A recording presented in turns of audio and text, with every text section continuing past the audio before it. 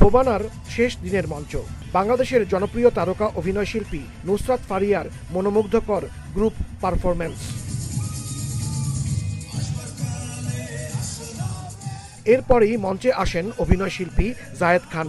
বেশ কয়েকটি গানে তার পারফরম্যান্সও মুগ্ধ করেছে দর্শকদের। জায়েদ খান ও নুসরাত ফারিয়া একসঙ্গেও মঞ্চ শেয়ার করেছেন। উত্তর আমেরিকার প্রবাসী বাংলাদেশিরা এভাবেই আনন্দে মেতেছেন অনুষ্ঠানে। আমাদের কৃষ্টি কালচারকে ধরে রাখার যে প্রয়াস, এটা আমি এখানে দেখে একদম অভিভূত হয়েছি। আমরা ডালাস থেকে এসেছি।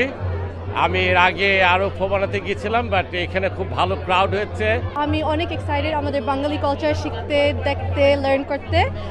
হ্যাঁ, আমরা সবাই একসাথে মিলে আছি, এটাই আমার ভালো লাগতেছে। আমি আশা করি বরাবরের মতোই ফোবানা আবার জমজমাট হয়ে অনুষ্ঠিত হবে ফ্লোরিডার অরল্যান্ডোতে। আপনাদের সবাই সেখানে নিমন্ত্রণ রইল। এদিন মঞ্চে সঙ্গীত পরিবেশন করেন শিল্পী তপন চৌধুরী, ব্যান্ড দল আরকের হাসান ও মূকাভিনয় শিল্পী মশহুরুল হুদা। দীর্ঘদিন পর দর্শকদের সামনে হাজির হন একসময়ের জনপ্রিয় অভিনয় শিল্পী তিন্নি। ফোবানার মঞ্চ তখন উচ্ছ্বাস আনন্দে ভরপুর।